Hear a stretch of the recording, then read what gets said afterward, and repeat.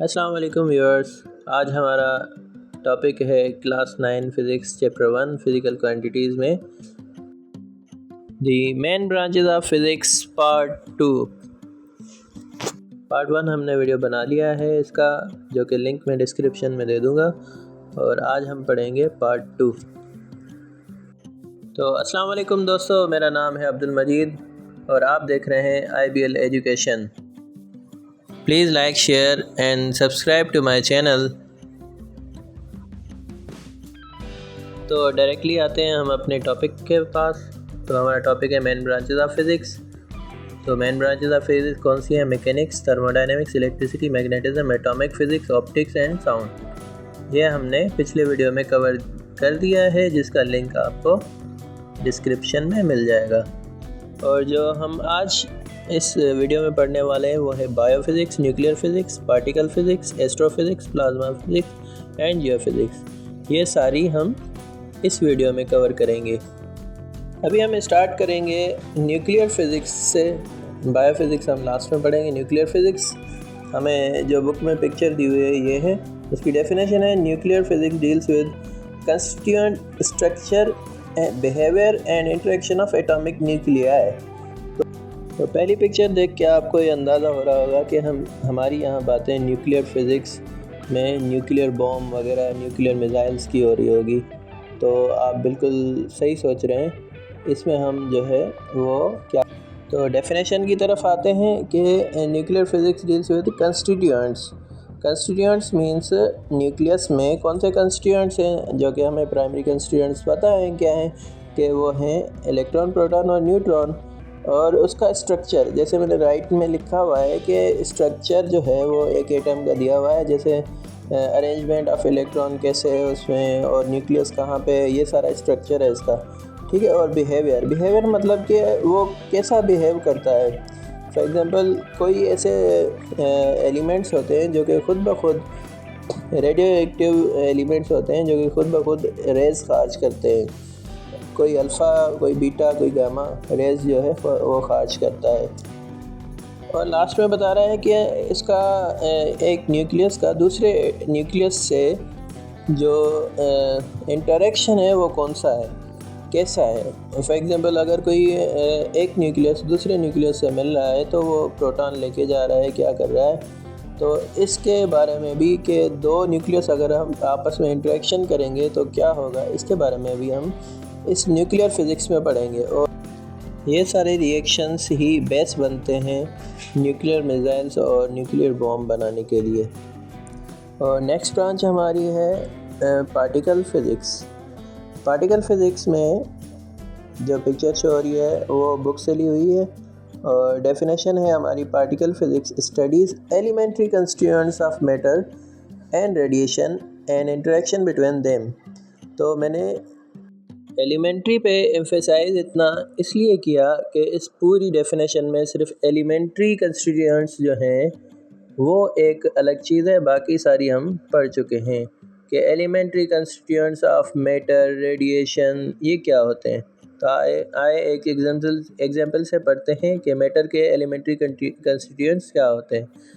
तो आते हैं मैटर के प्राइमरी कंस्टिट्यूएंट्स जो होते हैं वो हैं इलेक्ट्रॉन, प्रोटॉन, न्यूट्रॉन। और एलिमेंट्री कंस्टिट्यूएंट्स वो होते हैं quarks, leptons, photons, gluons, Higgs, W boson and others.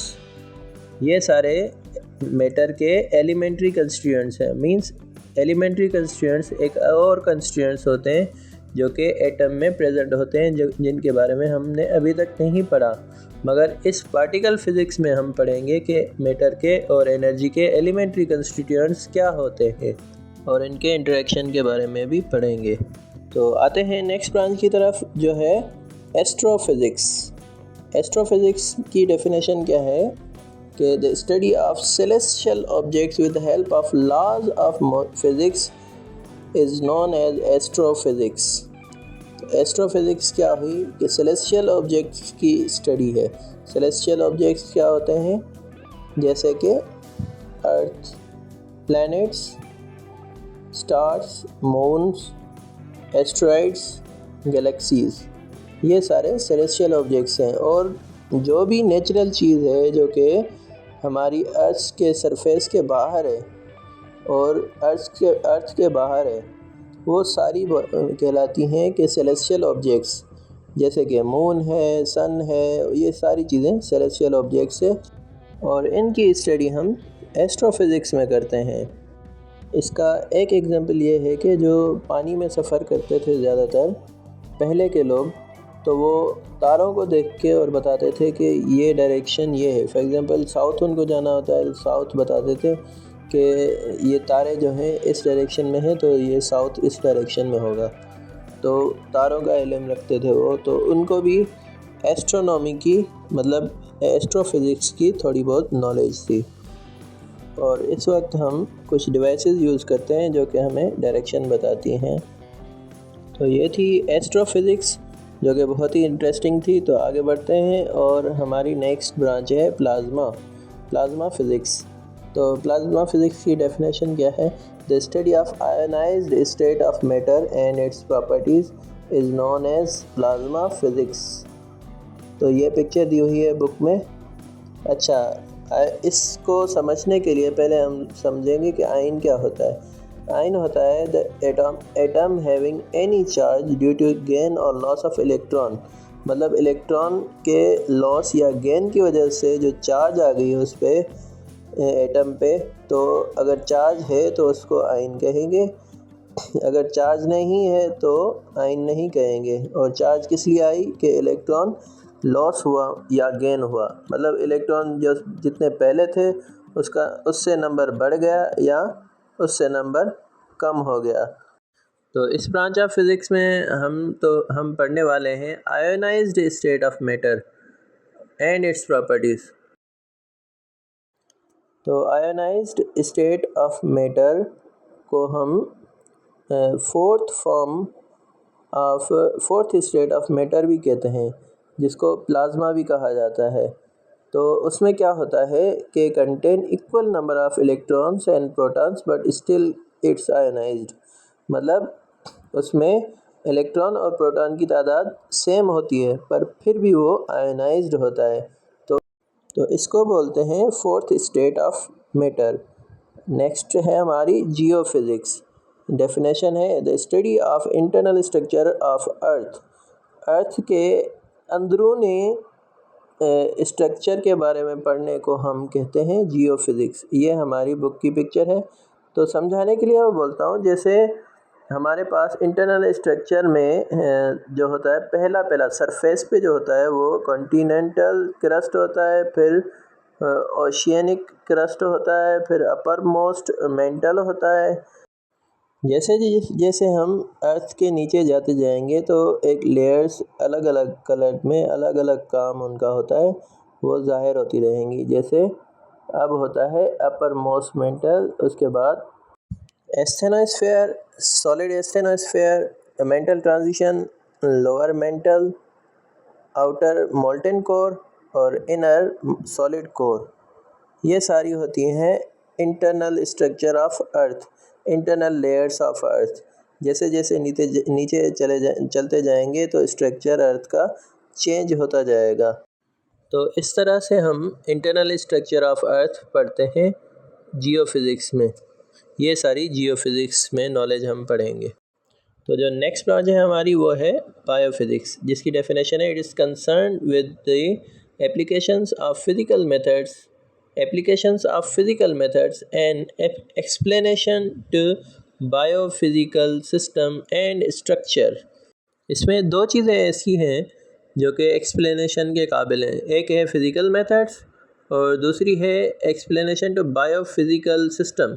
दो चीज़ें, फिज़िकल मेथड्स और बायोफिज़िकल सिस्टम। तो पहले पढ़ते हैं हम फिज़िकल मेथड्स।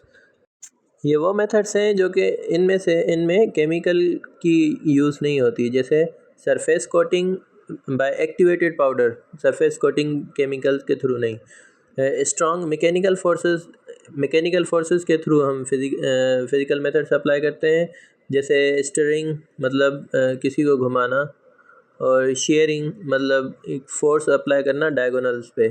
कोई भी एक स्क्वायर चीज़ हो या कोई भी चीज़ हो उसके डायगोनल पे अगर हम फोर्स अप्लाई करेंगे तो उसको ही बोलेंगे शेयरिंग। तो ग्राइंड कहते हैं कि किसी चीज़ को क्रश करके और छोटी छोटी चीज़ों में उसको लाना, या फिर किसी चीज़ को किसी और चीज़ से रब करके और उसका सरफेस स्मूथ कर लेना, जैसे कि इमेजेस में दिखाया हुआ है। और अदर ऐसी फिज़िकल मेथड्स हम यूज़ करते हैं। और दूसरा हमारा है बायोफिज़िकल सिस्टम। बायोफिज़िकल सिस्टम क्या होता है कि physical aspects of biological system, मतलब बायोलॉजिकल सिस्टम जो भी है, बायोलॉजिकल सिस्टम क्या होता है कि एक ऐसा सिस्टम जिसमें हम लिविंग थिंग को फोकस कर रहे हों। तो बायोलॉजिकल सिस्टम के फ़िज़िकल एस्पेक्ट्स देखेंगे इसमें। तो physical aspects of biological system देखेंगे, उसको हम बायोफिज़िकल सिस्टम कहते हैं। तो आते हैं डेफिनेशन के ऊपर। डेफिनेशन क्या कहना चाहती है, is concern with application of physical methods, मतलब फ़िज़िकल मेथड्स को यूज़ करेंगे। जैसे हमने फ़िज़िकल मेथड्स पढ़ा कि हम मतलब मैकेनिकल फोर्सेस वगैरह इसको अप्लाई करके और इन मेथड्स के थ्रू हम पढ़ेंगे और हम एक्सप्लेन करेंगे बायोफिज़िकल सिस्टम को, मतलब ऐसे बायो सिस्टम को एक्सप्लेन करेंगे जिसके फ़िज़िकल एस्पेक्ट्स को हम स्टडी कर रहे हों। तो सारी ब्रांचेस ऑफ फिज़िक्स कंप्लीट हो गई। अगर आपको कोई भी क्वेश्चन हो तो प्लीज़ कमेंट करें।